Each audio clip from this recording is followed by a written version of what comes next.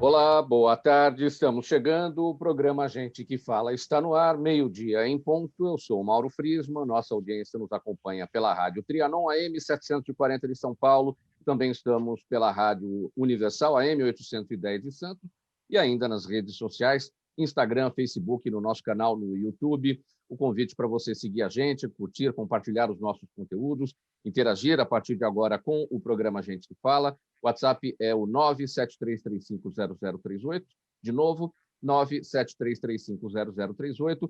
E nas redes sociais, ao longo das suas interações, não se esqueça, sempre marcando a hashtag Programa Gente que Fala.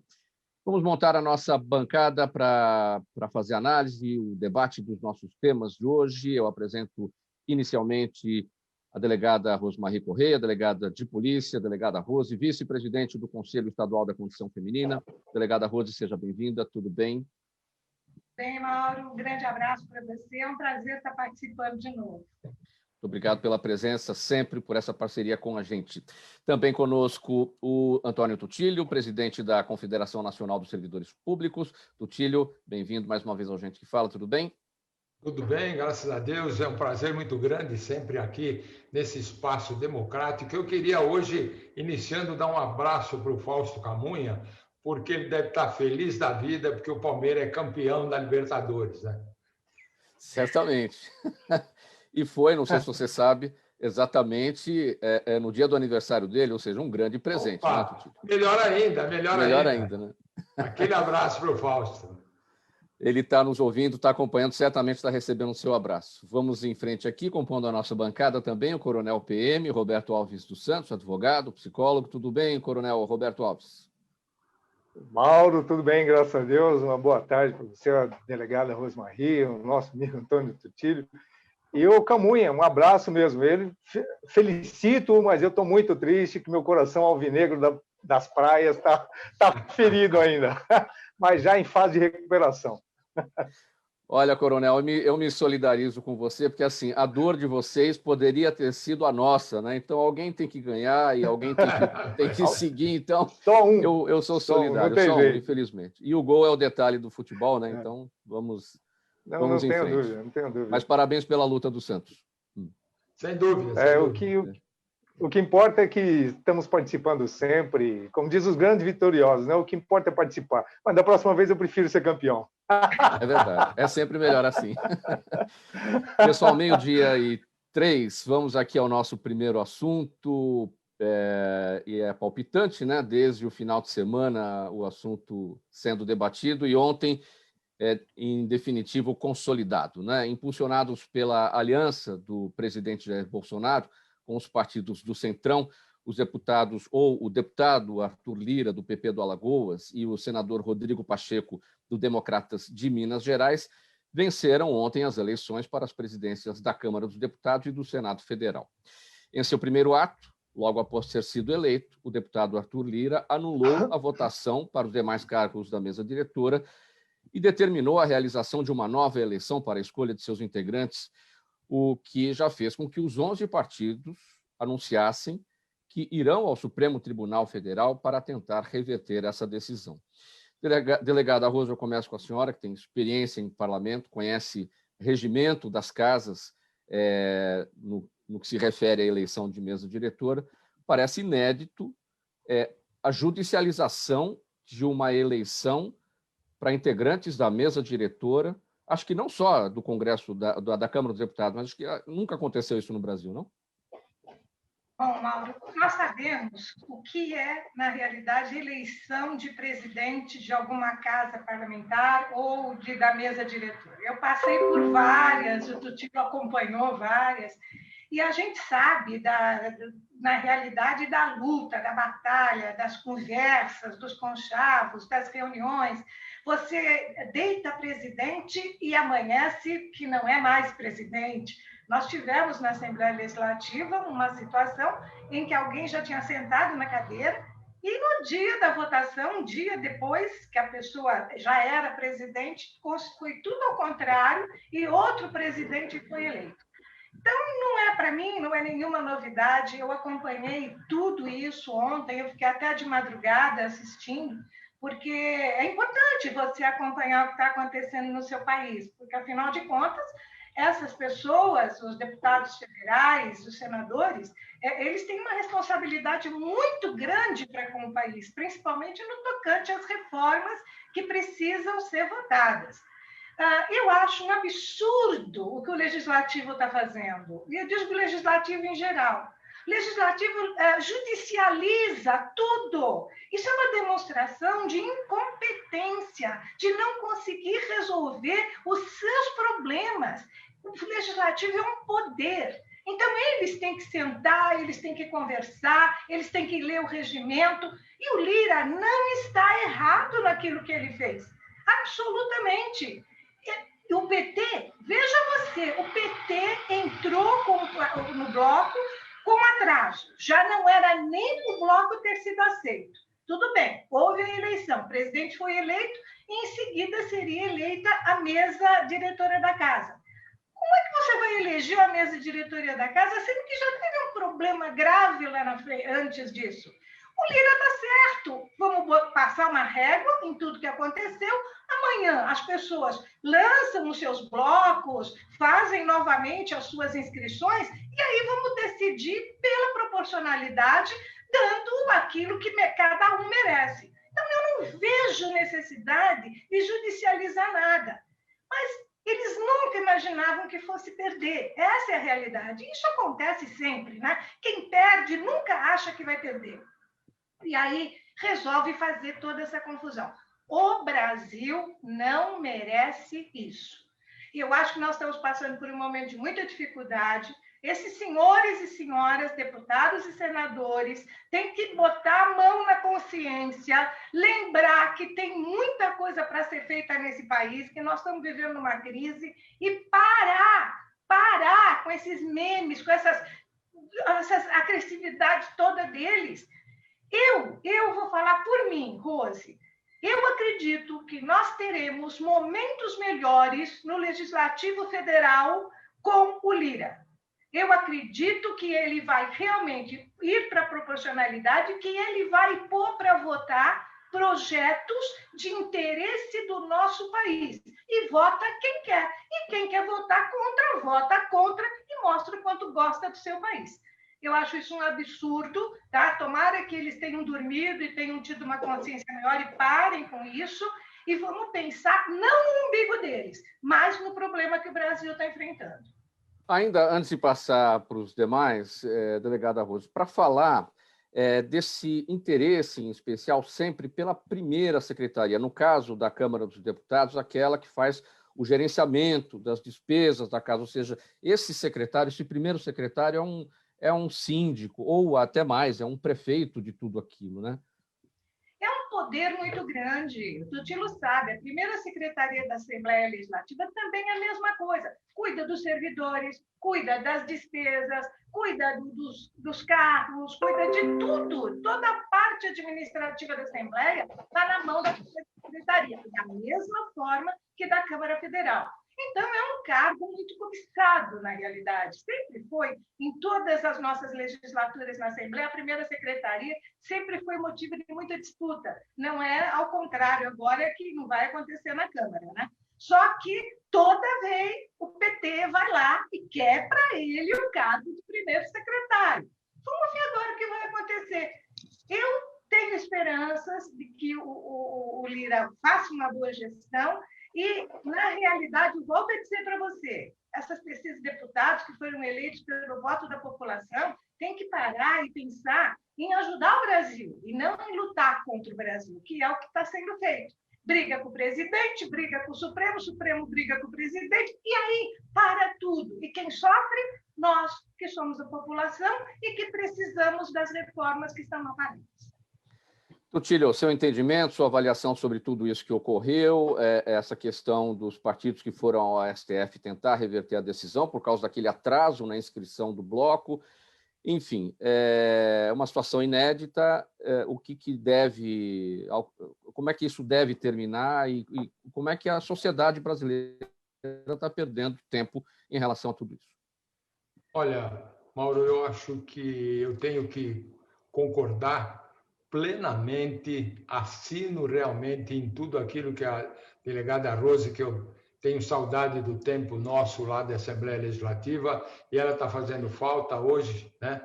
E porque hoje nós víamos um legislativo que não assume a sua responsabilidade. Um legislativo que, isso que a delegada Rose falou, é um absurdo que tudo vai para o Supremo Tribunal Federal. E o pior é que o Supremo Tribunal Federal também aceita isso e acaba sendo um protagonista, porque o Supremo Tribunal Federal hoje entra em casos do Legislativo, entra em casos do próprio Executivo e acaba esquecendo que ele é só judiciário. Ele esquece que ele tem que só verificar a Constituição. E, na verdade, muitas vezes, em muitas ocasiões, ele rasga a própria Constituição. Eu quero citar só um aspecto que está ligado ao servidor público, e a delegada Rose sabe disso. No tempo do governo Lula, emenda 41, eu estive no Congresso, estive lá no Supremo Tribunal Federal, quando reduziram nossos salários, que é exatamente contrário à Constituição, que é clara quando diz que não há redução de salário. E houve redução de salário. Para ter uma ideia, o meu salário, que era, eu humildemente acompanhava o orçamento do Estado de São Paulo, que é o maior orçamento fora a área federal, e simplesmente me tiraram 40% a 50% do meu salário, até hoje. E o pior disso, e a delegada Rose sabe disso, ainda assim, o servidor público que aposentado como eu, ainda tem que pagar contribuição. E é o único país do mundo que o aposentado ainda continua pagando contribuição. E aí vem o seu governador Dória e aumenta mais a contribuição do aposentado e pensionista de 14% até 16%. E vem o governador Dória e ainda aumenta a contribuição que tem para o Hospital do Servidor.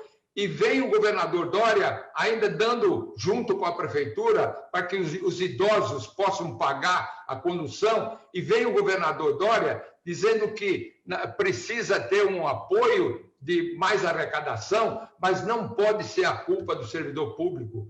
Ele não pode fazer dessa forma. Mas voltando para o nosso assunto, que é o problema de ontem, eu acho que o Arthur Lira fez exatamente o que deveria ser feito. Existe um regimento e o regimento precisa ser cumprido. Se o regimento não é cumprido, não pode o PT, fora de horário, fazer um bloco. Eles estavam desesperados. Na verdade, o Maia, que sempre lutou contra tudo e contra todos, porque ele queria uma opinião isoladamente dele, presidente da Câmara, segurou tudo que é projeto, só entrava em pauta aquilo que interessava para o senhor Rodrigo Maia. E agora, eu, sinceramente, acho que não pode simplesmente apoiar antes, mesmo fora de prazo, foi aceito, e simplesmente com a eleição do Lira, ele disse o seguinte: quero seguir o regimento interno e não tem nada a ver com o Supremo Tribunal Federal. Eu acho que isso é coisa do Legislativo e hoje o Legislativo tem que decidir isso da melhor forma possível e colocar proporcionalmente de acordo com cada partido. É isso que está escrito e é isso que tem que ser feito. Quando hoje a gente pega aqui o PT, por exemplo, que sempre quer aquilo que é a primeira secretaria, ele passaria proporcionalmente para a quarta secretaria, dentro da proporcionalidade. O PSDB e a Rede perdem os postos da segunda e da quarta. Hoje nós tivemos um pronunciamento da Gleisi Hoffmann dizendo que foi golpe. Então, tudo é golpe nesse país. É um absurdo isso aí. Existe um regimento que precisa ser cumprido.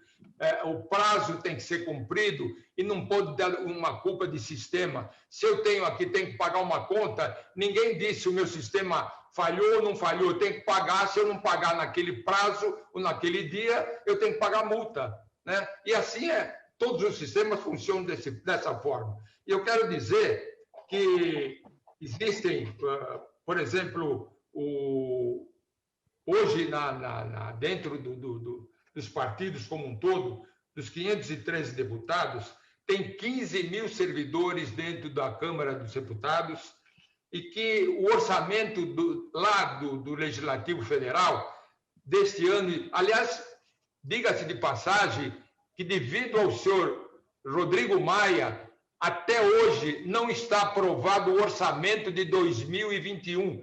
Nós estamos no mês de fevereiro e o orçamento de 2021 não foi aprovado. Isso, a população acaba sendo super prejudicada. E eu quero dizer aqui, eu acho é importante, viu, Mauro? Desculpe, mas tem que haver uma revisão de tudo aquilo. Hoje eu tenho o salário dos deputados federais é 33.700.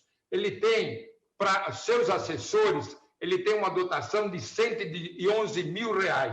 Ele tem auxílio mudança de 33.700. Ele tem auxílio moradia de mais 4.200. Ele tem uma cota ainda parlamentar de 38.200. Então, gente, é preciso rever. Se eu tirar esses penduricalhos, se eu tirar o fundo partidário, se eu tirar emendas parlamentares exageradas que existem, eu melhoraria muito o auxílio emergencial que a população tanto necessita. Deputado Lira eleito, mas essa confusão em relação à ocupação dos demais cargos na mesa diretora, das secretarias, enfim, acaba sendo um momento até para que se repense a necessidade de uma revisão da forma como essa escolha dos membros da mesa diretora de uma casa parlamentar, como é que essa escolha é feita, é um episódio para a gente parar para pensar nisso. É até confuso, a população não está entendendo nada, porque 11 partidos que formavam o bloco, eles entraram atrasados na inscrição, era até meio-dia, 6 minutos se passaram, enfim. Acho que o povo mesmo não está muito prestando atenção nisso, não está entendendo. Coronel? O povo não entende, Mauro, porque também não são... Agora, problemas com a sua conexão, Coronel Roberto Alves. Vamos fazer o seguinte, vou te pedir uma gentileza. Sai da sua conexão, entra novamente, porque às vezes dá uma solução por aí. Faz isso para a gente. Sai, entra novamente. Eu vou seguir com essa pergunta com a delegada Rose, se é o momento para a gente repensar a forma de eleição dos integrantes.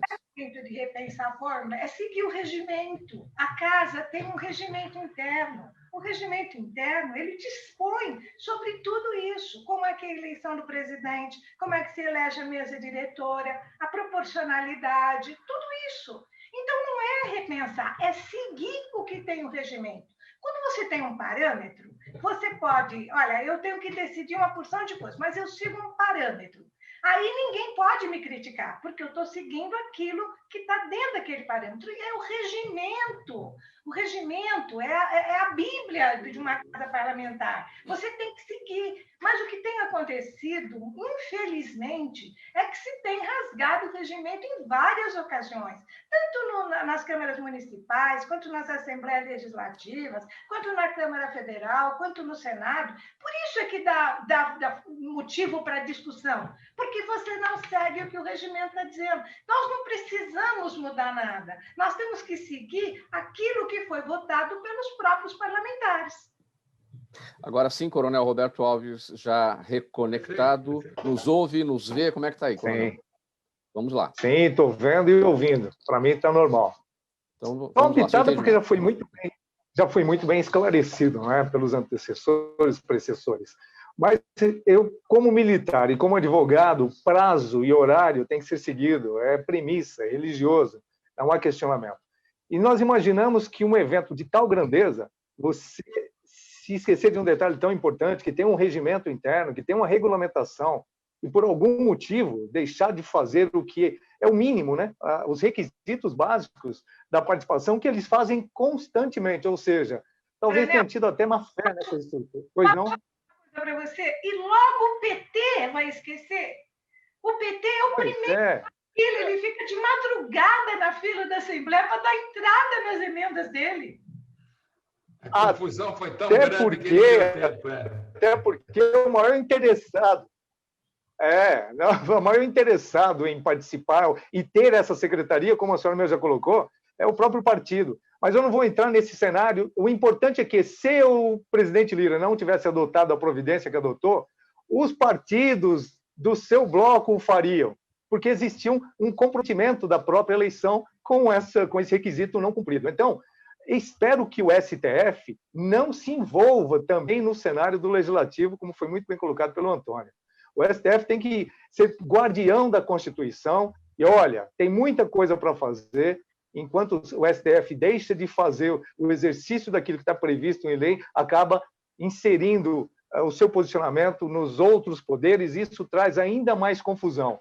Nós precisamos, o quanto antes, agilizar esse processo, porque a população, gente, não pode ficar aguardando, né, decisões sempre proteladas, sempre. Nós não sabemos mais quem é o mandatário em cada instituição. O Legislativo faz a sua parte, o Executivo a sua e o Judiciário a sua. Os poderes independentes e harmônicos seria o ideal para a nossa nação, e nós não temos visto isso.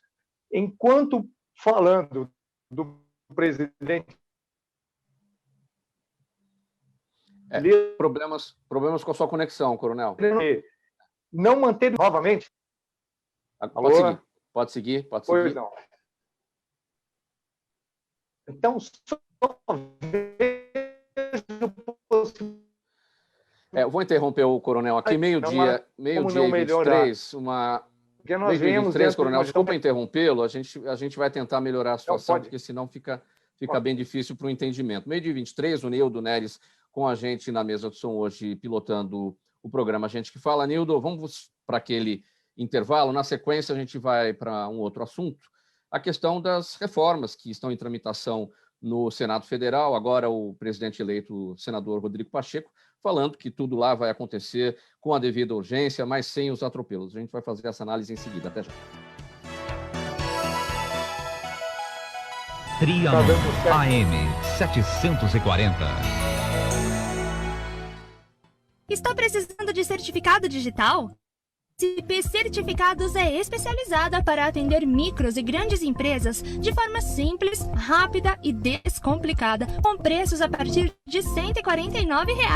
Localizada por toda a Grande São Paulo para estar junto de você. Com o certificado digital ideal para sua necessidade. Entre em contato conosco, telefone 11 3854 1144 ou acesse nosso site spcertificados.com.br. Meio-dia e 24, de volta com o programa Gente que Fala, pela Rádio Trianon AM 740 de São Paulo, Universal AM 810 de Santos e também pelas redes sociais. Nosso próximo assunto: recém-eleito presidente do Senado, Rodrigo Pacheco, ressaltou hoje a importância das reformas para o Brasil, que, segundo ele, deverão ser enfrentadas com urgência, mas sem atropelos. O senador também defendeu a responsabilidade fiscal e o respeito ao teto de gastos. E, segundo o senador Rodrigo Pacheco, abre aspas, as propostas de reforma tributária e de reforma administrativa, que já tramitam na Câmara e no Senado, precisam ser apuradas e avaliadas sem atropelos, cumprindo o devido processo legislativo. Tutílio, claro, essas reformas já estavam num início de discussão, já estavam nas duas casas, veio a pandemia, tudo parou. Então, vamos trazer para a realidade. Temos um cenário difícil aí de saúde, problema sanitário, a gente precisa cuidar da pandemia, aplicação de vacinas e tudo mais. Considerando isso tudo, vai ter espaço para discussão de reformas mesmo nas duas casas do Congresso Nacional, porque ano que vem já é ano de eleição, então tudo tem que se concentrar nesse ano com toda essa situação que a gente está vendo por aí. Eu acho, sinceramente falando, que com as mudanças que aconteceram ontem, tanto o deputado Lira assumindo a presidência da Câmara, como o senador Pacheco assumindo a presidência do Senado, eu acredito que as coisas... E existe, como se diz, tem que haver uma harmonização do Executivo, Legislativo e Judiciário. Eu acredito, sinceramente, que as coisas poderão melhorar. Poderão melhorar, eu acho que agora as emendas só não... Claro que a pandemia foi o grande problema do ano passado, mas eu acho que com todo o cuidado, com toda a necessidade de verificar que haja presencialmente. Nós, até da Confederação Nacional, fizemos um apelo para que houvesse um diálogo constante.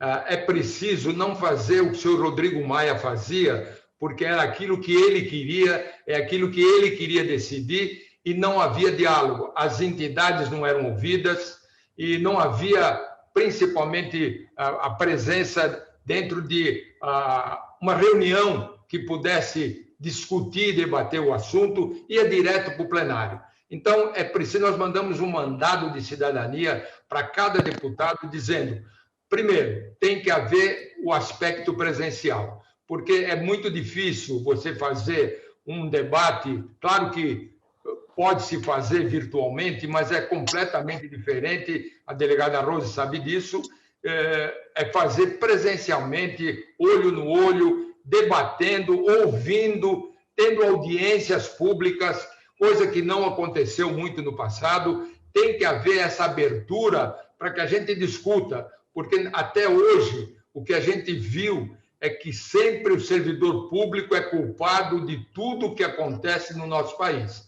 Nós estamos conversando isso até antes do início do programa, e não é possível dizer que só o servidor público é culpado. Eu citei aqui o que os deputados recebem, eu citei aqui o problema do fundo partidário, eu citei aqui as emendas parlamentares, muita coisa precisa ser revisto, mas não pode ser só o servidor público culpado. Acho que agora isso vai avançar, tem que avançar a reforma administrativa, tem que avançar a reforma tributária, principalmente, que é um grande problema para a nossa economia, tem que avançar a emenda emergencial, não reduzindo o salário e nem jornada de trabalho em 25%, como está colocado no projeto. Eu acho que isso é uma afronta a todos os servidores, porque é preciso respeitar o servidor. Na pandemia ficou claro a importância do servidor público. Se a gente verificar a segurança, a saúde com seus médicos, enfermeiras, toda a população que está na linha de frente, todos, nós temos a Anvisa, o Butantan, a Fiocruz, o que eles têm em comum? São servidores públicos. É isso que precisa ser valorizado, é isso que precisa ser visto pela população, que tem um histórico desde Collor, quando dizia em Marajás, e, na verdade, o servidor ganha mal, eles pegam alguns cargos importantes e fazem uma relação total, quando é mentiroso. A grande maioria do servidor ganha muito mal. Se você pegar professor, policiais, que a delegada Rose está aqui, e pode colocar claramente, nós dizíamos, o policial de São Paulo é o melhor do Brasil e é o pior pago, e o nosso governador colocou que ele ia melhorar o salário do policial, e pelo contrário, ele não está fazendo absolutamente nada, está dizendo que não vai haver nenhuma revisão e ele está punindo o servidor em tantas decisões que ele está tomando. Mas acho que, nesse momento, vai melhorar. Tenho certeza que as reformas vão avançar e vai haver um diálogo maior. Delegada Rose, confiante no avanço das reformas, da reforma tributária e administrativa, por elas passam o crescimento do Brasil, são reformas urgentes, são necessárias, e vamos considerar, então, a pandemia, vamos considerar que o ano que vem é um ano de esvaziamento no Congresso Nacional, temos eleições, não há muito comprometimento dos parlamentares em relação a temas tão importantes, e isso precisa ser discutido com muito cuidado, com muita cautela. Ô, Mauro, eu acredito, sabe, que esse primeiro mês, esse mês de fevereiro, vai ser um momento de assentar as coisas dentro do Congresso Nacional, tá? Cada um entender a sua função, cada um, quem perdeu, perdeu, quem ganhou, trata de melhorar, serão um só, o Lira é presidente de todo mundo, o Pacheco é presidente do Senado, E é muito importante para o Brasil, em todos os sentidos, que as reformas andem, principalmente a reforma tributária. O Brasil é o país onde se paga mais imposto no mundo e não tem um retorno à altura daquilo que você paga. Então, está na hora de rever essas coisas. É necessário discutir esses assuntos sem paixões, sem bairrismo. É discutir e encontrar a melhor forma de fazer com que o país possa progredir. Numa reforma administrativa, tem coisas sim que precisam melhorar, mas cada vez que se forma em reforma administrativa é para prejudicar o funcionário. O tio está aí para falar, é para prejudicar o funcionário, então não é isso. Vamos dialogar, vamos conversar, vamos fazer audiências públicas, vamos levar a coisa a sério, gente. Será que essa pandemia não ensinou nada para essa gente? Não ensinou nada para esses deputados e senadores? Vamos, como eu disse, vamos pôr a mão na consciência e vamos trabalhar pelo bem do nosso país. Coronel Roberto Alves, seu entendimento. Eu só posso entender como fundamental que essas reformas aconteçam e pelas votações. Não foi só a eleição, tanto no Senado como na Câmara. Foi a votação expressiva em cada candidato, que já mostra, que já nos direciona para um entendimento, pelo menos favorável às reformas. Hoje nós temos quem votou, possivelmente, tenha votado já com esse pensamento, acredito eu, porque é uma linha, e tem que ter um acordo entre essas estruturas. Nós temos que entender que, sem acordo, o Brasil é ingovernável. Sem harmonia entre esses poderes, o Brasil se torna ingovernável. Então, muito se questionou do presidente da República fazer apoio. Tem que fazer, sim, nenhum tipo de acordo deixa de ter concessão. Agora, muitos ministérios que o próprio presidente designou foram retirados, foram substituídos, porque não atenderam à demanda de interesse da população. Isso acontecerá em qualquer cenário, com acordo ou sem acordo. Então, vejo como muito benéfico para o país esse cenário que, a partir de ontem, começou a se assinalar para a nossa nação. Espero que aconteça mesmo. E a urgência ela tem que vir sem atropelo, como foi muito bem colocado pelo senador Rodrigo. Tem que ser realmente, mas sem atropelo. Nós não temos que agora entrar em desespero, mas em ser céleres, porque nós não podemos mais esperar. 12h34, programa Gente que Fala, pela Rádio Trianon AM 740 de São Paulo, Universal AM 810 de Santos e também nas redes sociais. Nós vamos falar agora sobre o estresse, o medo e a violência para jovens de periferia. Um levantamento do Instituto Plano de Menina, projeto social que atua junto a adolescentes em regiões vulneráveis, identificou que 79% delas tiveram a renda familiar reduzida na pandemia e 63% tiveram algum parente próximo diagnosticado com Covid-19. Além disso, houve relatos de violência doméstica e, neste ponto, a pesquisa identificou ainda um problema de conscientização. 84% das meninas não souberam explicar ou identificar o que pode ser considerado violência doméstica. Delegada Rose, este ponto é muito importante, a gente tem que sempre bater nessa tecla, explicar que a violência doméstica não é só a violência física. Exatamente.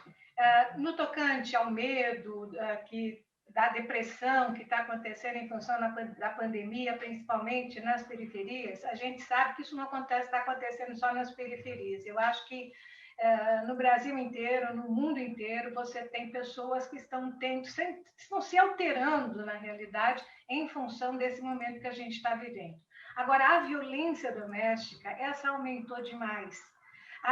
Você estar junto, é o marido, a mulher, é o filho, é a filha, as pessoas acabam ficando com os nervos à flor da pele, perde o emprego, não tem dinheiro para comprar alguma coisa, não pode sair, e estão cometendo verdadeiras atrocidades. E você falou bem, a violência doméstica não é só a violência física, não é só agredir, não é só bater. Aquele murro na mesa, aquele grito que está dentro de casa, que é a violência psicológica, que é a pior de todas, e praticamente não se identifica. É coagir você a ter um tipo de atitude, é gritar, fazer com que você perca a confiança em você mesma. Isso não só acontece com marido, esposa, companheiro e companheira, isso acontece com os próprios filhos também. Muitas vezes o pai tem esse tipo de comportamento com uma filha e grita e faz. Isto é violência psicológica também. Você tem a violência patrimonial, é aquela situação do cidadão que quer controlar a vida financeira da mulher. Às vezes ela é faxineira, ela não perdeu o emprego, então é ela que está botando o dinheiro dentro de casa. E além da violência psicológica, ele ainda quer dominar o pouco que ela ganha para que ser gasto da maneira que ele quer. Então, existe essa violência também. A violência sexual, que as pessoas não acreditam que pode acontecer entre casais. Se o marido ou o companheiro obriga a mulher a ter uma relação sexual mediante a força ou a ameaça, é violência sexual, ele responde por isso também. Então, veja você que situações nós estamos vivendo atualmente. Né? E as pessoas não estão, muitas vezes não conseguem reagir a essa situação. É por isso que a gente tem feito assim muitas lives, tem procurado conversar com o maior número de mulheres possíveis, formadoras de opinião, que lidam com as pessoas da periferia, principalmente com as mulheres da periferia, para poder explicar isso, para que elas levem essa informação. E não estamos deixando de lado também os homens, aquele que não é intrinsecamente um agressor, é que, de certa forma, ele está reagindo a um momento frustrante, um momento difícil que ele está passando. Por hoje nós temos pontos de apoio para o homem agressor e muitos têm sido recuperados. Mas é muito triste você ver que diminuiu o número dos boletins de ocorrência de violência doméstica, mesmo você podendo fazer o boletim via eletrônica. Por quê? Porque as mulheres não têm condição de fazer. Você acha que a mulher da periferia tem condição de ir lá no computador, quando ela nem tem computador, para fazer um boletim de ocorrência ou ir numa delegacia? Ela acaba não saindo de casa. Em contrapartida, aumentou o número de feminicídios. Praticamente, nós temos uma mulher sendo morta nesse país a cada 12 horas. Isto realmente é um absurdo e morta com requintes de perversidade. Então, essa pandemia, infelizmente, além de tudo, ela mostrou o lado ruim, né? O lado violento dos seres humanos e, no nosso caso, especificamente, daquilo que o homem agressor pode fazer com a mulher e com a família. Delegada Rose, os homens, evidentemente, né, os homens de bem, não os homens agressores, estão cumprindo o seu papel de levar essa conscientização para as mulheres a respeito do que é, de fato, a violência doméstica? Qual é o papel de cada um de nós nesse aspecto? Há um trabalho que já vem de muito tempo, chamado He for She, eles por elas. Então, são homens que eles também entram nessa luta contra a violência à mulher, porque para o homem é muito mais fácil conversar com outro homem a respeito do problema da violência doméstica. Se você colocar lá uma mulher, por melhor que ela seja, por mais inteligente, por melhor que ela fale, nada vai ser melhor do que você colocar um homem conversando, mostrando aonde estão os pontos, chamando a atenção desse homem agressor para aquilo que ele está fazendo. Por isso que eu digo para você que esses pontos que nós temos, esses centros de atendimento ao agressor, que já são preconizados na Lei Maria da Penha, têm feito uma enorme diferença na vida dos agressores. Para lá são mandados, através de medida judicial, os homens agressores que estão respondendo a processos de violência doméstica. Eles não vão porque quer, eles vão porque é uma pena que eles têm que cumprir. E tem dado muito certo. Quando começou esse projeto, a reincidência era de 50%. Hoje, a reincidência está na faixa de 2%. Então, nós temos que criar mais centros de recuperação, porque, na realidade, o que a gente tenta fazer é fazer que a família fique junto, mas fique junto sem violência. Então, recuperar aquilo que é possível de recuperar, sem deixar de punir, tá? Porque, senão, ninguém dá valor. Então, tem o boletim, tem o inquérito, tem o processo, e aí ele vai para esse centro de recuperação.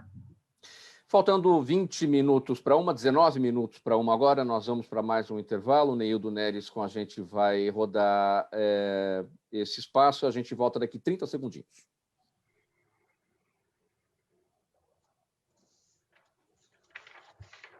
740.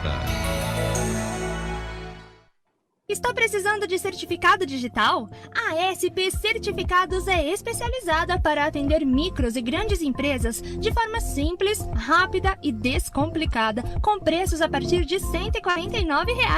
Localizada por toda a Grande São Paulo para estar junto de você, com o certificado digital ideal para sua necessidade. Entre em contato conosco, telefone 11 3854 1144 ou acesse nosso site spcertificados.com.br.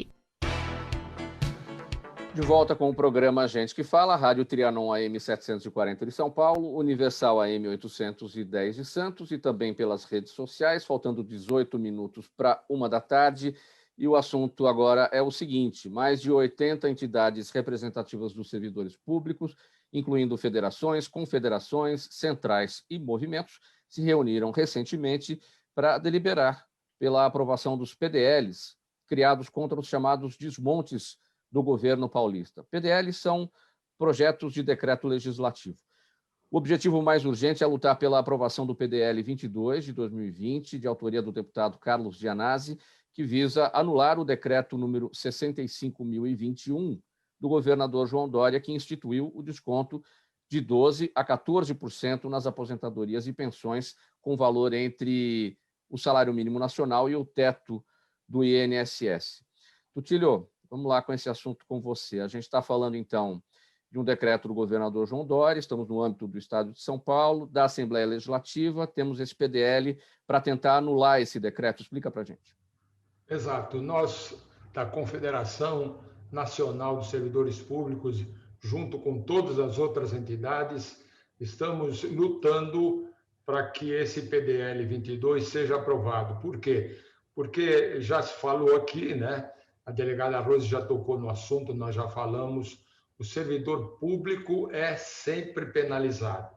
E está acontecendo exatamente no governo do Estado de São Paulo, nesta oportunidade, parece que uma perseguição ao servidor público, porque você acaba não só aumentando a contribuição, que eu já falei aqui, vou repetir, é um problema importante. Não é possível que o único país do mundo, que é o Brasil, que paga, o aposentado continua pagando sua contribuição após a aposentadoria. Ele já pagou a aposentadoria. Eu paguei durante 45 anos e eu paguei a minha aposentadoria. Por que eu tenho que continuar pagando? Mas o pior de tudo é que não só isso. Chega o governador e diz assim: vamos aumentar ainda essa contribuição. Vamos fazer com essa contribuição do aposentado também, do pensionista também, que hoje está sendo sacrificado, vai passar para 12%, 14%, 16%. Isso é crime, é uma falta de humanidade total para o servidor público. E não existe só o PDL 22, existem 4 projetos dentro da Assembleia Legislativa de São Paulo. Um deles é do deputado Campos Machado e outros deputados. São 4 projetos que querem cancelar esse projeto do governador que aumentou essa contribuição. Eu acho que nós temos que realmente, o povo tem que entender, nós temos que comunicar para a população o que está acontecendo com o governo do Estado de São Paulo, que ele está deteriorando, não está valorizando o servidor público. Isso é um absurdo total. Nós vamos fazer tudo o que for possível de uma forma legal, de uma forma ordenada, sem bagunça nenhuma, mas vamos lutar com unhas e dentes para que esse projeto PDL 22 seja aprovado. Precisa aprovar, porque não é possível, porque fora isso, o governador também aumentou a contribuição do servidor no Hospital do Servidor Público. Não só a contribuição dele, servidor, mas a contribuição do acompanhante, a contribuição do agregado. E ainda tem o problema ligado ao transporte público, que o idoso também tem que pagar. Então, tudo parece contribuir para que, exatamente nesse momento, que a população mais precisa, que é um problema de pandemia, um problema de necessidade de comprar remédio, de verificar esse problema da saúde de cada um. Então, você ataca aumentando o imposto, ele aumentou o imposto da cesta básica, ele aumentou remédios, aumentou, agora voltou atrás de alguma coisa. Não é possível. Quais as chances desse PDL avançar? Qual é o momento de tramitação dele na Assembleia Legislativa?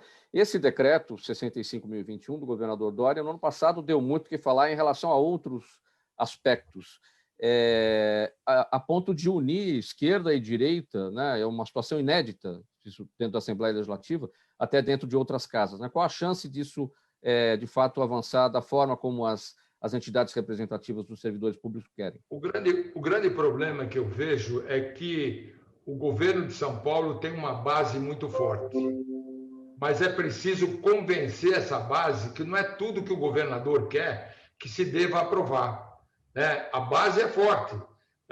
Eu lembro bem, em outros casos, por exemplo, do teto, vou só relembrar um problema. Teto único de servidor público. Todos os estados da federação têm um teto que é 90% do salário dos desembargadores. O único estado que não pode ter esse teto é o estado de São Paulo. E nós fizemos um trabalho junto com todas as entidades, conseguimos, apesar da base do governador, nós conseguimos aprovar isso na Assembleia Legislativa. Aí o que aconteceu? Houve uma liminar do prefeito de São Bernardo do Campo, que não tinha nada a ver com a história, que não queria que funcionasse dentro do município, e hoje isso está no Supremo Tribunal Federal, e o único estado que não ganha o teto é o estado de São Paulo. Então, prejudica o policial, prejudica o assessor, prejudica o professor, prejudica a área tributária como um todo. Então, é preciso que realmente os deputados coloquem a mão na consciência e verifiquem que não é possível o servidor pagar 12%, 14%, 16% de uma coisa que o aposentado nem deveria pagar. Então, eu acho que a grande dificuldade é a base do governo, que não quer de jeito nenhum que isso seja anulado, mas nós vamos fazer todo o possível. E a população precisa entender, precisa nos dar força para que, de uma forma legal, a gente possa destruir esse projeto. Pessoal, 12 minutos para 1 agora. Perguntas aqui da nossa audiência, vamos a elas. O Coronel Roberto Alves. Daniel Carvalho está com a gente no Facebook. Obrigado, Daniel. Ele pergunta o seguinte para você. A sua opinião sobre os 2 projetos de lei orgânica das polícias, civil e militar, que serão analisados pelo Congresso e que restringem o poder dos estados sobre as polícias. Bom, primeiro que é uma oportunidade de a gente acabar com esses ditadores que cada estado tem. E acho que as polícias são deles. Na realidade, as polícias são organizações que são da população, estão muito além dos seus governantes. E ter uma ideia de uma hegemonia, de você não ter que ficar fadado. O que acontece em São Paulo? O governador decide, pronto, e ele faz o que ele quer.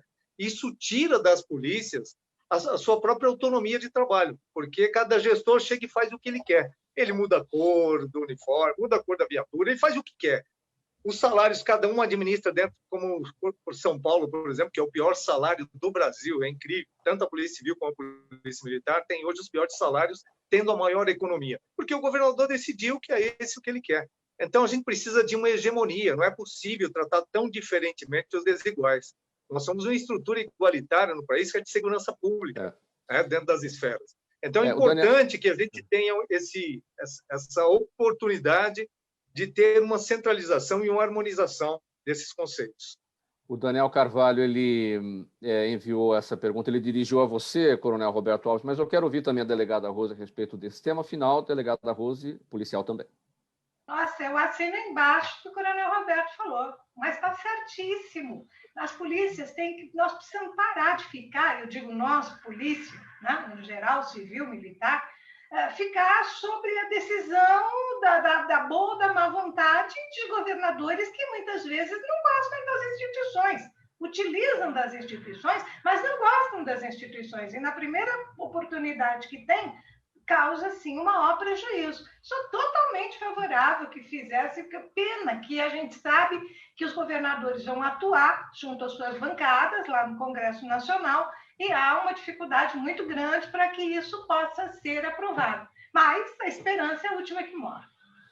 Mas, delegada, qual é o dispositivo para que também a polícia não seja do presidente, seja do Estado amplo? Mas ninguém está dizendo que a polícia é do presidente. Vai ser um regimento com um conjunto de normas, tá?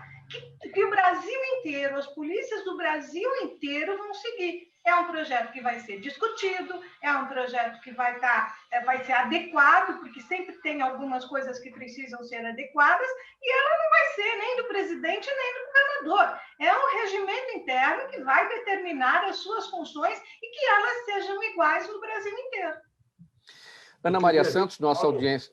Fala, pode seguir. Não queria dar o meu pitaco a respeito desse problema da polícia, porque eu também apoio integralmente aquilo que o coronel Roberto e a delegada Rose falaram, porque eu tenho uma experiência, desde o início da minha atividade, eu fui o primeiro assessor da segurança pública e constatei a necessidade de apoio, porque a polícia, tanto civil como militar, hoje é um patrimônio não do Brasil, principalmente em São Paulo. Então, eu verifico que a mídia, inclusive, está muito debatendo até ações e criticando, muitas vezes, a policial de uma forma incrível. E a gente tem que mostrar para a população que a polícia é necessária, que a polícia é importante e que nós precisamos divulgar o excelente, o extraordinário trabalho que a polícia faz, principalmente no estado de São Paulo. Por isso é que eu defendo sempre a polícia, defendo esse projeto e que realmente ele possa colocar isso no seu lugar. Delegada Rose, o seu Jaime do Jardim Bonfilholi, nossa audiência de todos os dias aqui, pergunta: o salário do delegado paulista continua sendo o segundo mais baixo do Brasil? Não, hoje é o primeiro mais baixo do Brasil, não é mais o segundo. É o primeiro mais baixo do Brasil. Mudou um pouquinho, assim. É o último agora. De todos os nossos estados, São Paulo é o último. Então, deixou de ser o segundo pior para passar a ser o primeiro pior. E o melhor salário de policial militar, Coronel Roberto Alves, é do Sergipe, que é o menor estado brasileiro, não é isso? E o melhor salário de policial civil está por lá também? Não, na realidade, nós temos Brasília como as polícias mais bem remuneradas, mas hoje todos os estados estão enquadrados nos 90% do teto do judiciário. Então, Mato Grosso do Sul, Sergipe, a diferença de salário dos oficiais chega a ser de 30% a menos, dos delegados ainda mais. Então, é uma distorção absurda, porque nós estamos falando da maior economia do Brasil e ter o pior salário dentro de um custo de vida que é um dos maiores do Brasil. É difícil de entender como um gestor não consegue enxergar esse tipo de coisa. Com a gente também Ana Maria Santos, no nosso canal no YouTube. Tutílio, ela pergunta, temos ouvido muitas reclamações de pessoas idosas a respeito do não pagamento de precatórios. Tem fundamento? Pergunta Ana Maria Santos. Ana, obrigado pela pergunta. Precatório é um problema que vem desde a Constituição de 1988 e o calote de precatório começou nessa Constituição, quando prorrogaram por 10 anos. Depois houve mais uma prorrogação de 10, depois houve outra de 10. E não quero dizer aqui, em São Paulo, o Estado de São Paulo e a Prefeitura de São Paulo são os maiores devedores e os maiores caloteiros de precatório. O Estado de São Paulo deve precatório atrasado de 12 anos.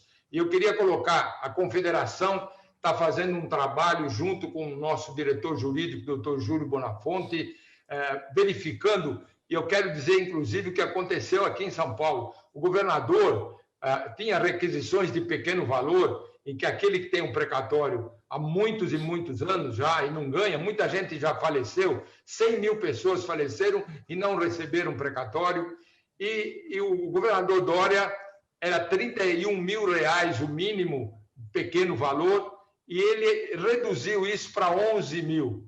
E agora nós estamos lutando junto com o Tribunal de Justiça de São Paulo e vamos para o Supremo Tribunal Federal, que inclusive o Estado de São Paulo, essa é uma decisão de poucos meses atrás, e o que está para pagar de 12 anos atrasado, o Estado também quer pagar o pequeno valor com 11 mil. Não pode ser retroativo, precisa ser a partir daquela data. E nós estamos brigando Já vencemos no tribunal e vamos vencer no Supremo para que o Estado de São Paulo cumpra e não fique deixando de pagar, sendo um calote para os precatórios de todo o país. É assunto para o Supremo, Tutílio? É assunto para o Supremo, porque, na verdade, quando não se decide aqui um problema no Tribunal de Justiça de São Paulo, como muitas vezes a gente ganha, o Estado entra com recurso e aí tem que o Supremo decidir, não tem outro caminho. Mas uma daquelas coisas que acabam chegando no Supremo e sem necessidade, uma vez que não é função do Supremo definir sobre isso, mas acaba acontecendo. Exatamente.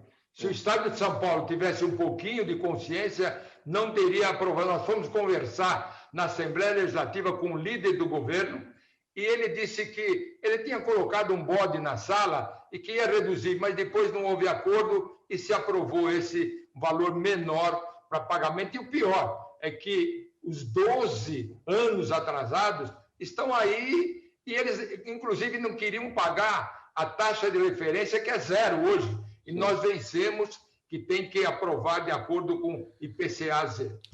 Tutílio, 5 segundos para a sua despedida, a gente vai encerrar. Eu passo para os demais.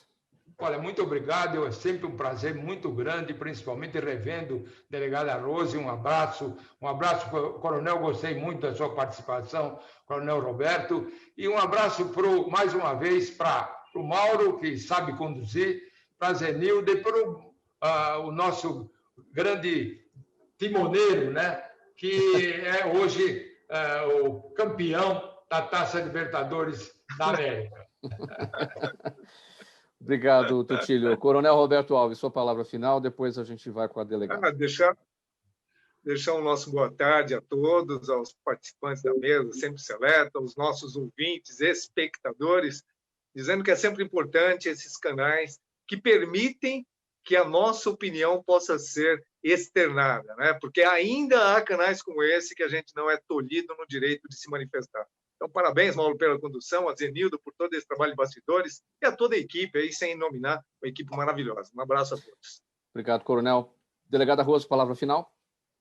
Muito obrigada. Como sempre, foi um prazer estar com vocês. Eu já deixei, mas quero deixar de novo o meu abraço pelo aniversário do Fausto, meu beijo para a Zenilda, para você, Mauro. Dizer que foi um prazer estar com o Tutílio e o coronel Roberto e, para mim, é sempre um prazer renovado poder estar junto com vocês.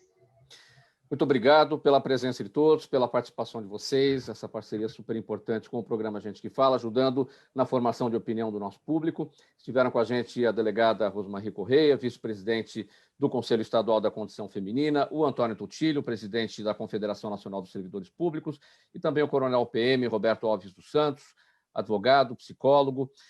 12h59, a leitura aqui da nossa ficha técnica. Na mesa de som, o Neildo Neres, o Sérgio Souza, nosso gerente técnico da Rádio Trianon, a apresentação minha, Mauro Frisman, pauta e redação Pedro Schiavon, Zenilda Salvato, nossa diretora de produção, Fausto Camunha, nosso diretor-geral, e do outro lado, você, ouvinte, espectador, a razão da nossa presença aqui todos os dias.